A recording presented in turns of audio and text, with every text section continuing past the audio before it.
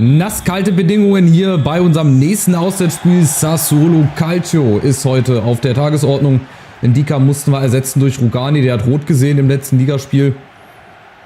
Beziehungsweise im Pokalspiel, glaube ich, aber das scheint wohl auch dann für die Liga zu gelten. Ja, Sassuolo. Ich weiß nicht, wo ich die hinstecken soll. Die stehen unten in der Tabelle. Wir haben 4 Punkte Vorsprung, haben aber auch die Konkurrenz im Nacken. Die haben jeweils nur 4, 5 beziehungsweise 6 Punkte Rückstand. Das ist jetzt nicht so viel. Wir haben ja noch so viele Spieltage und wir spielen jetzt auch, wie gesagt, nicht den besten Fußball, den sichersten Fußball. Die stabilste Defensive haben wir gefühlt irgendwie auch nicht. Aber wir sind halt Erster und das sagt, glaube ich, auch einiges aus. Jetzt müssen wir den mal weghauen. Ich habe niemanden. Aber trotzdem kommen solche Bälle dann immer wieder an. Mittelfeld ist überspielt und jetzt haben wir vorne hier mal ein paar schnelle Leute. Müssen wir mal ein bisschen den Turbo anschmeißen. Lukaku zum Beispiel. Spitzer Winkel. Vielleicht ein bisschen zu spitz. Aber gut, er muss es wie gesagt erstmal hinkriegen. Da Vlahovic leider immer noch verletzt ist, der wird auch erst Anfang Mitte März zurückkommen. Dann ist natürlich auch die Frage, was machen wir mit Lukaku? Den kannst du eigentlich auch nicht auf die Bank setzen. Normalerweise muss ich Lukaku, Chiesa und Vlahovic spielen lassen. Und ich brauche irgendeine Dreierformation, ein 4-3-3, damit zum Beispiel Chiesa hängende Spitze spielt, Lukaku und Vlahovic vorne. Aber muss halt irgendeiner weichen, ne? Im Mittelfeld oder in der Abwehr. Das sind halt auch Probleme, die man auch gerne hätte, glaube ich. Oh, Fehlpass. Ich habe erstmal ganz andere Sorgen hier, dass die Defensive wieder halbwegs stabil steht. Aber das werden wir, glaube ich, nicht ganz hinkriegen. Wir werden immer mal wieder Lücken haben, mal ein bisschen größere, mal etwas kleinere Lücken. Wir werden mal Phasen haben, wo wir wirklich dominant spielen, aber so im Großen und Ganzen, so sicher wie in Dortmund wird das, glaube ich, nicht sein. Das ist halt einfach so. Ja, ist vielleicht auch der Formation geschuldet, aber auch im 4-2-3-1 hat es ja oftmals nicht so stabil gewirkt.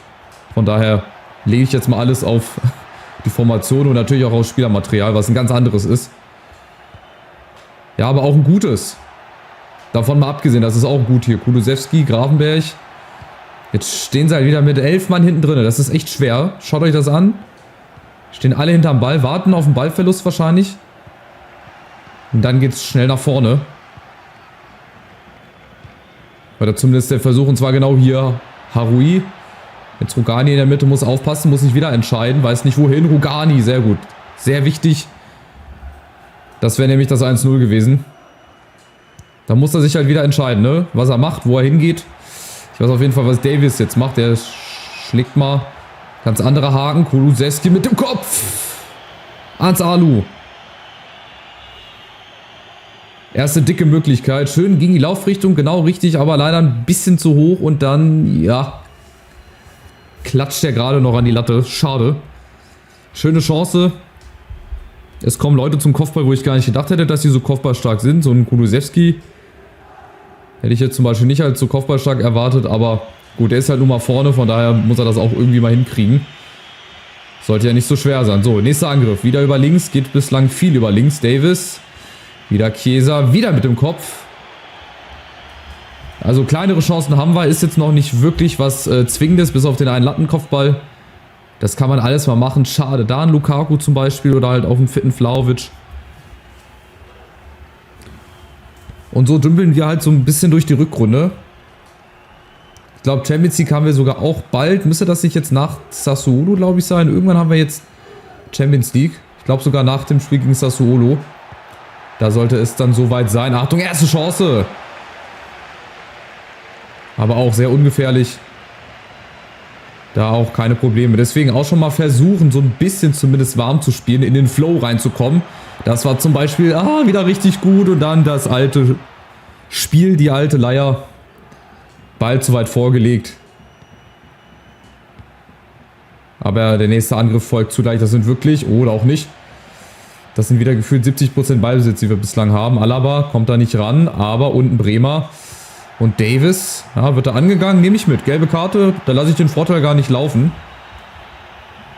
Ja, die Schiedsrichterin unterhält sich nochmal kurz. Da hätte ich eigentlich auch mal die gelbe Karte erwartet. Nur gut, nächster Angriff und wieder dasselbe Muster, wieder über außen. Das ist halt so leicht eigentlich, ne? Auch so leicht zu verteidigen, aber auch so leicht zum Spielen. Leute sind ja vorne drin, jetzt Davis, ja, schade. Aber wir kriegen es dann leider nicht hin. Pogba. Talisca, mal Pogba jetzt alleine mit links, jawohl. Auch mal sowas probieren. Auch wenn der immer wieder abgeblockt wird, irgendwann flutscht auch mal so ein Ding durch. Apropos durchflutschen, Ortega. Hat mal kurz die Position gewechselt. Oh, und sie pressen vorne, sie pressen. Achtung, jetzt hier keinen Fehler machen. Alaba, Castells, das kriegen wir meistens immer noch ganz gut hin. Hinten rausgespielt, Verteidigung überbrücken und dann das Spiel wieder breit machen. Über Kulusewski gegen Schurz. Hat er geschafft, am ersten vorbei, am zweiten vielleicht auch. Ja, mal gut gemacht. Schöne Einzelaktion und Lukaku. Hätte da wieder quer in der Luft gelegen. Bremer. Ist jetzt eine kleine Drangphase, wir sind drinne. Setzen uns so ein bisschen fest. Wieder Kulusewski und Davis kann auch mal den Abschluss suchen. Ja, aber auch ungefährlich Turati. Das sieht, wie gesagt, bis zum Tor, bis zum Strafraum, besser gesagt, sieht das gut aus. Aber dann fehlt halt bislang noch der letzte Punch und der letzte Wille, den Ball auch wirklich reinmachen zu wollen. Ist schon Halbzeit, ey.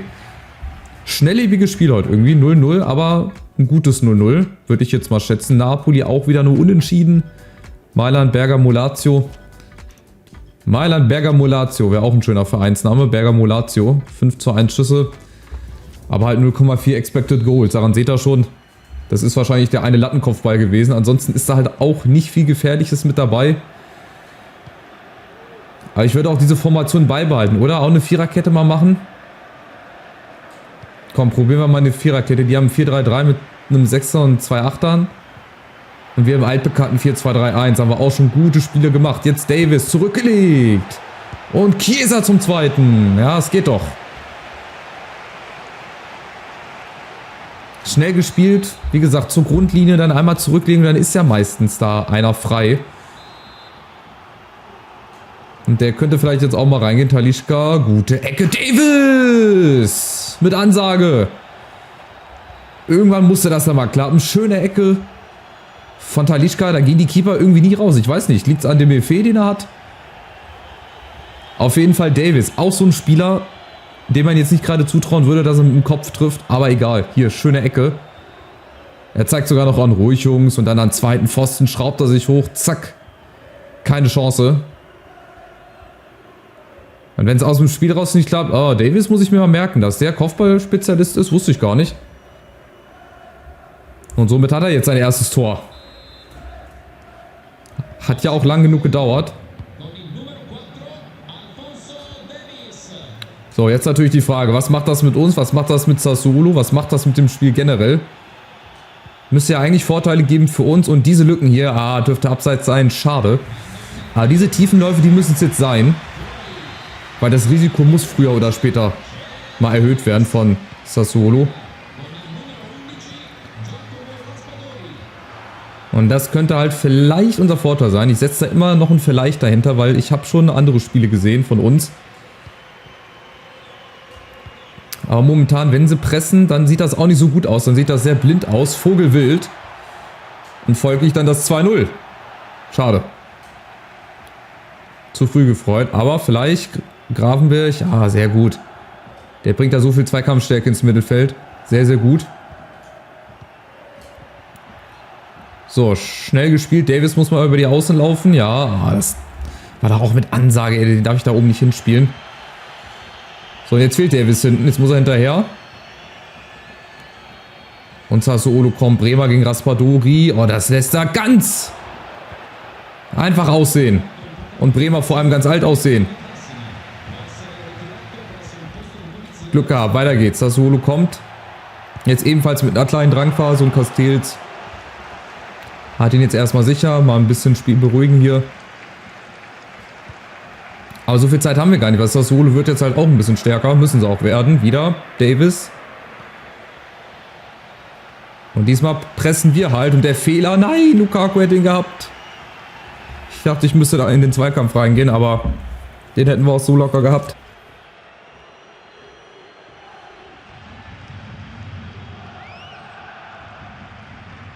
Der ging auch weit rüber. Der ging auch wirklich weit vorbei. Aber gut. Ich wollte halt einen Zweikampf machen. Ich dachte, er hat sich den Ball zu weit vorgelegt, deswegen bin ich auf Zweikampf gegangen. Naja, egal, weiter geht's. Nächste Chance, nächstes Foul eigentlich, jawohl. Jetzt muss er aber die Karte ziehen. Jetzt ist es soweit. Jawohl, für Hamed Junior Traoré. Und weiter geht's hier. Pogba mit ein paar Pirouetten. Lukaku muss durchlaufen. Jawohl, das war ein schöner Ball. Lukaku. Und auch so leicht wieder. Bälle einfach in die Tiefe gespielt. Lukaku zeigt an den Laufweg. Und genau so muss es auch weiterlaufen.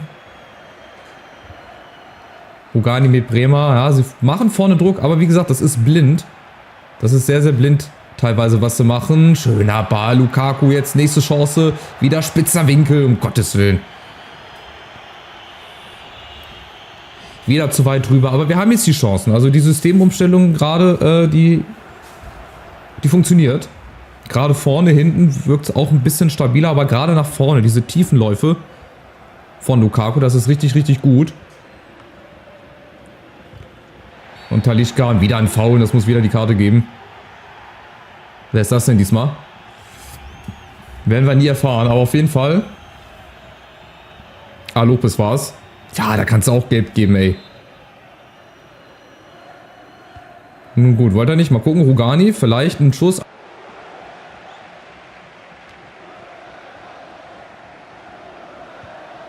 Hat leider nicht geklappt.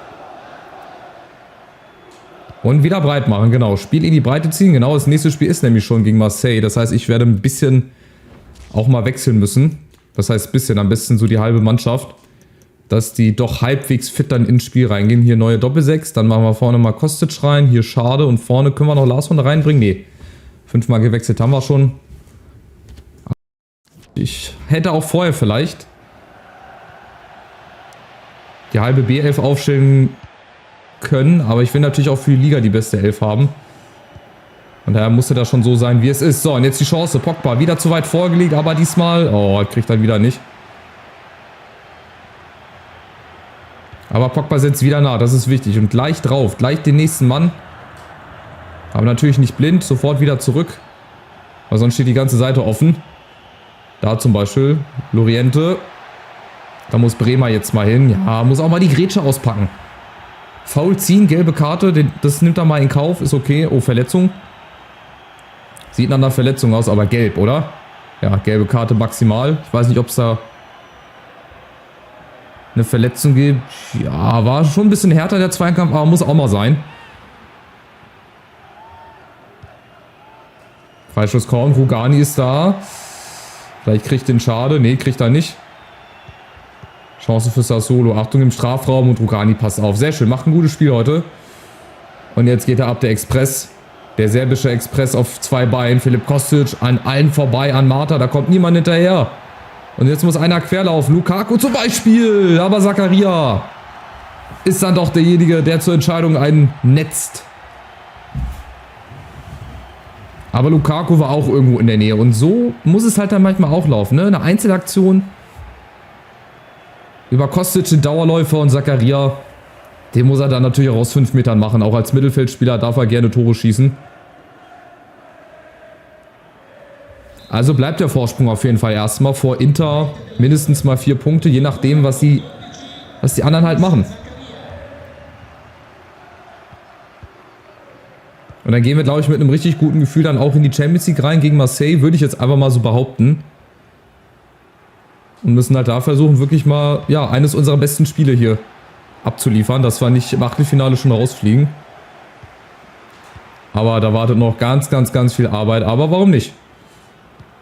Nochmal eine Chance, Lukaku. Nee, der Tiefenlauf klappt jetzt diesmal nicht. Aufgepasst, apropos Tiefenlauf. Erstmal in der Tiefe verteidigen. Lopez gegen 3 Mann, genau so ist es. Oh, Achtung, Fehler! Und jetzt gibt's Elfmeter? Nein, es gibt Freischuss für uns. Ich wollte gerade sagen. Warum pfeift die Schiedsrichterin da? Dann war es Foul von denen. Ja, doch dann am Ende ein sehr ungefährdeter Sieg, muss ich sagen. Obwohl Sassuolo doch auch ihre Chancen hatte, aber jetzt nicht unbedingt in Halbzeit 2. Zakaria auf dem Weg zum Doppelpack, aber das war's. Es gibt nur noch ein paar Sekunden obendrauf. Das werden wir jetzt auch noch verteidigt bekommen. Davis nochmal, Flanke kommt und wieder Rugani, der dazwischen ist, der für mich mit bester Mann des Spiels ist. Und das reicht erstmal zum 2-0. Es war nicht hochspektakulär, es war das gute Pferd, das nur so hoch springt, wie es muss, glaube ich. Und jetzt geht's halt ran in der Champions League. Ja, am Ende war besonders die zweite Halbzeit sehr dominant. Auf jeden Fall mehr Torschüsse, von der Qualität her auch viel, viel besser. Also ich glaube am Ende dann auch ein verdienter Sieg. Neapel gewinnt leider auch. Die andere Konkurrenz müssen wir gleich nochmal nachschauen, bevor wir dann ins Champions League Spiel gegen Marseille gehen. Indiga darf jetzt wieder spielen, dann zählen die Sperren wohl wettbewerbsübergreifend, was irgendwie ja auch ein bisschen unrealistisch ist, ehrlich gesagt. Aber gut, so ist es nun mal. Schauen wir mal hier drauf. Die Tabelle darfst du eigentlich gar nicht mehr angucken, ey. Das war wirklich auf den letzten Metern. Gut, Inter gewinnt, Neapel gewinnt, Rom gewinnt, glaube ich, auch. Also die Konkurrenz, die schläft nicht. Genau, Inter gewinnt 3-0. Lazio gewinnt, aber die sind nicht oben. AC Mailand, gut, zähle ich jetzt auch nicht dazu. Rom hat unentschieden gespielt, also es sieht jetzt erstmal nach einem Dreikampf aus zwischen Juve, Inter und Neapel. Aber das kann auch in 3 Spieltagen wieder ganz anders aussehen. Im nächsten Spiel wird es auf jeden Fall so aussehen, dass wir vorlegen müssen. Gegen Marseille, Achtelfinal-Hinspiel. Ich freue mich, wir haben eine Mission. Wovon wird sich freuen. Macht's gut. Ciao, ciao.